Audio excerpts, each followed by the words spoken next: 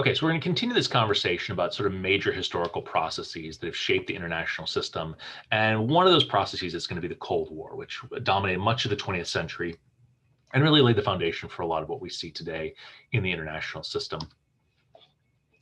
And so to start the conversation about the Cold War, we should start with the end of World War II, which, upended the power balance globally, where the countries that had for a long time been ascendant, Britain, France, Germany, maybe even Japan, suddenly are in, a much weaker position because of exhaustion from World War II, because of invasion, because of bombing, economies in shambles and conquest. Whereas the United States and the Soviet Union, the two sort of large victors of World War II, emerged from that process in an economically very strong position with militaries that are fully mechanized and fully mobilized, and really are in a position to dominate the international system in a way that none of the other countries historically have ever really been in a position to do.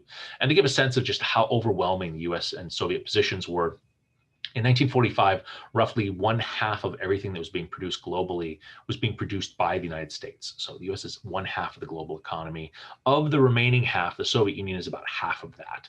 So the United States and the Soviet Union are just towering over the rest of the international system. And the United States and the Soviet Union don't get along. They cooperated throughout World War II when the focus was on defeating Nazi Germany and Imperial Japan. But at the end of the World War II, there's some pretty major disputes between these two countries about the future of the international system. The United States puts forward its own vision. The Soviet Union largely rejects that.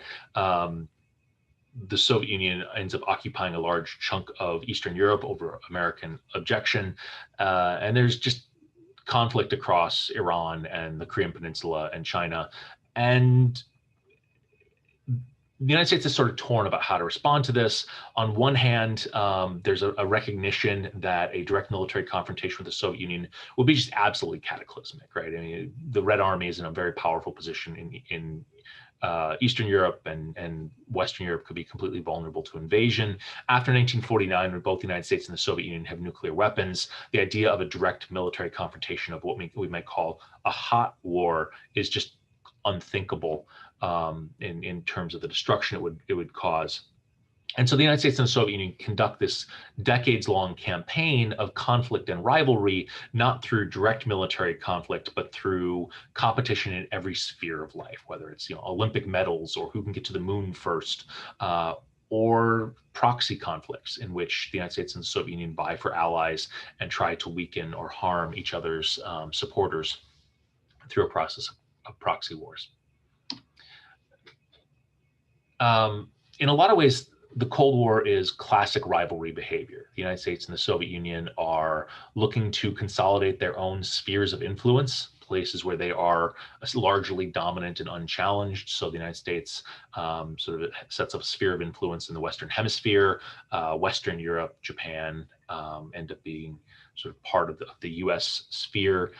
Eastern Europe, China, to a more or lesser extent, Central Asia end up being part of the Soviet sphere of influence. And the rest of the world remains sort of open for competition, where both the United States and the Soviet Union are trying to curry favor from other countries, trying to win them to their side and tie them into a broader alliance or political system. And the United States is struggling throughout the 1940s to figure out how to respond effectively to the Soviet Union, to this global pattern of rivalry. And one perspective says the United States needs to confront the Soviet Union militarily. Another perspective says the United States needs to sort of withdraw from the world. And those conversations that play out produce what's called containment doctrine. And this is largely attributed to George Kennan, who writes this article in Foreign Affairs that he signs X, so it's called the X article frequently. But George Kennan was part of a larger conversation that was happening within the State Department and within the Truman administration. And George Kennan is in a very good position to sort of present this perspective to the world as a way forward, because George Kennan served as a ambassador, or as a diplomat, I should say, to the Soviet Union, and he had sort of seen the operation of the Soviet economy. And his basic thesis is that the United States can confront the Soviet Union without attacking or defeating the Soviet Union, and that the United States can keep the pressure on the Soviet Union through a process of containment, preventing Soviet influence from expanding, preventing other countries from being drawn into the Soviet sphere of influence.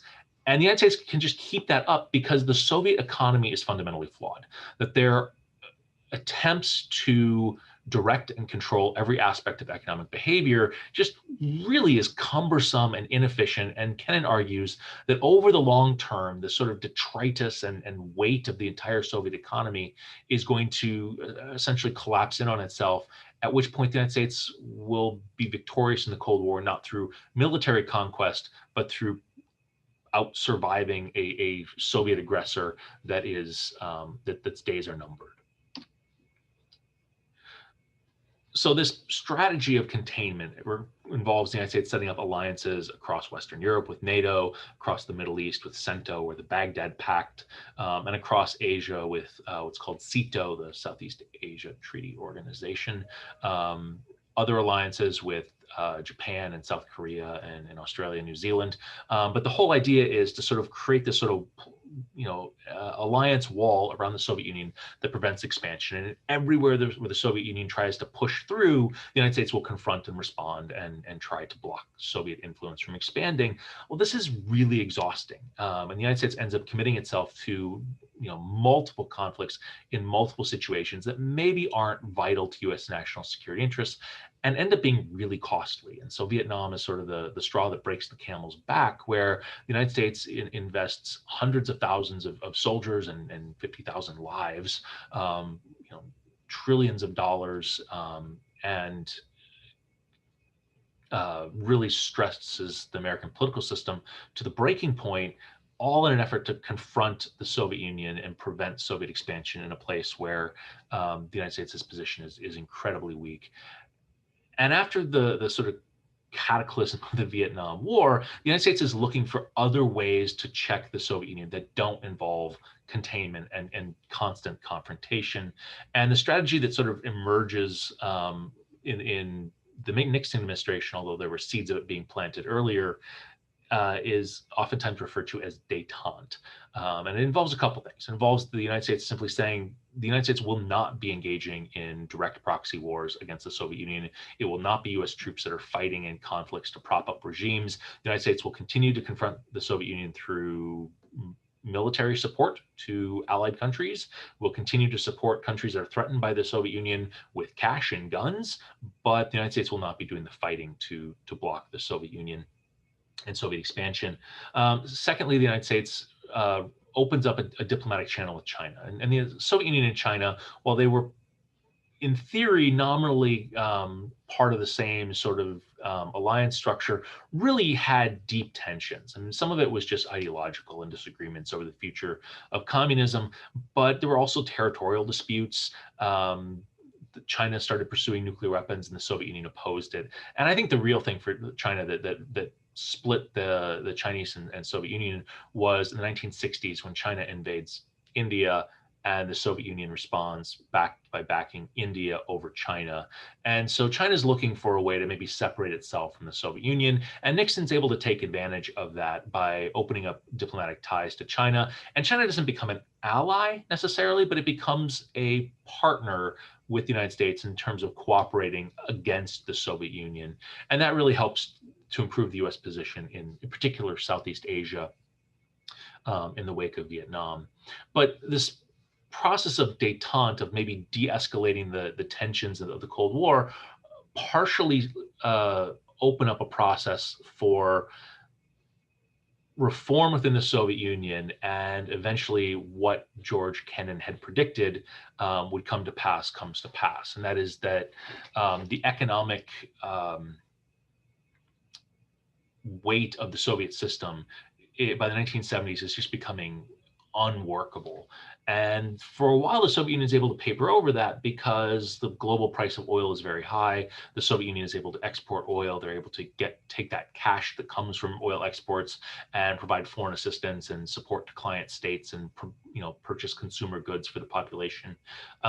but by the 1980s, the price of oil is on the decline, and all of the economic problems the Soviet Union is facing are just rising.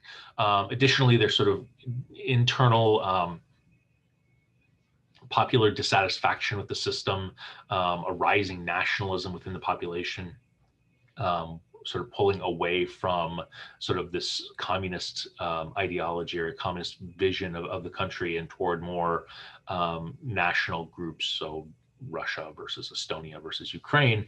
But I think another real factor is the war in Afghanistan, that the Soviet Union gets involved in a conflict in the late 1970s, early 1980s to try to prop up a unpopular Soviet or communist regime in Afghanistan, and the Soviet Union ends up invading and trying to suppress an insurgency across the country, and is, in spite of incredibly brutal tactics, unable to do so. And so the Soviet Union, is suffering defeat on multiple dimensions. And into this sort of, milieu of crisis comes Mikhail Gorbachev, who argues that the Soviet Union needs to pursue a new path forward. So he calls it glasnost and perestroika, and argues that the Soviet Union needs to engage in internal reforms and also needs to alter its relationship with the West and its global foreign policy.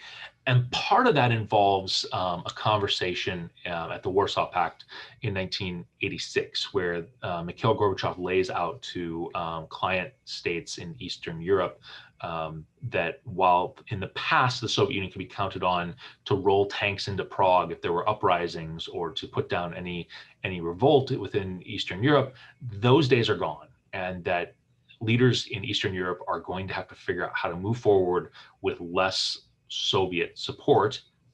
And Mikhail Gorbachev says, but don't tell Reagan, because he's talking rollback, and who knows what the United States will do if this sort of it gets out. And so even though sort of the reform happens in 1986, we don't see the rumblings of it sort of hit the surface until a few years later. And it starts in Poland, where you get a protest movement around this group Solidarity, dock workers, unions, pushing for greater political voice.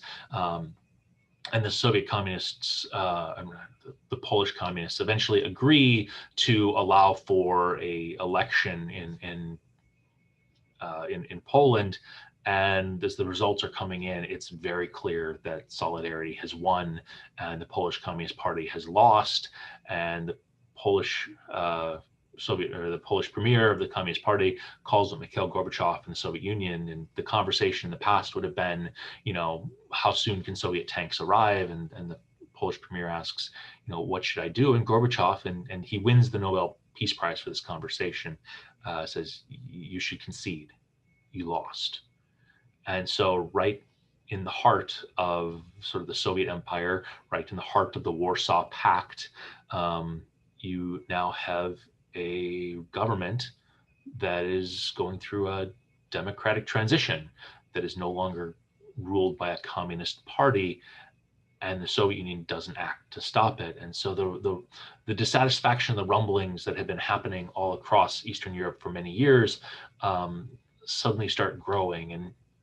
And in East Germany, it starts out in Leipzig, where there had been peace protests, prayer vigils against nuclear weapons, and they start growing in size. And the organizers decide to march their group through the main square in Leipzig, one of the largest cities in Eastern Germany. And the regime says, we've got to put this down. And so the Stasi, the East German secret police, deploy with sniper rifles and tell the hospitals to prepare for bodies. And as the protesters march through the square, the local commander decides that he can't do it. And the protesters march through and nothing happens. And the word starts spreading that the regime is breaking, that the will to put down the people is fledgling, fleeting, gone.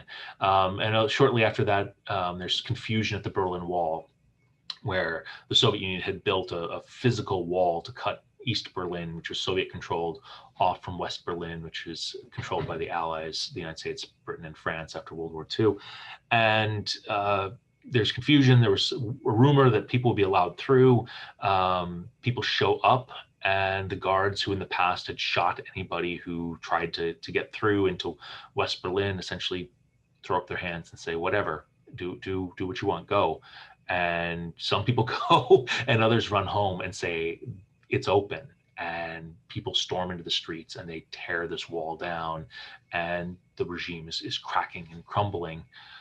And in 1990, it reaches the Soviet Union. There's a coup attempt in late 1990 where hardliners within the Soviet Union arrest Gorbachev and put him under house arrest in his vacation home and try to reassert control over the system. And some of the political forces that had been mobilizing under Glasnost and Perestroika take to the streets, and Boris Yeltsin leads a protest on the Kremlin and climbs on a tank and demands that that the hardliners step down, and they do. And Gorbachev is freed, but he realizes that there's no way to hold things together.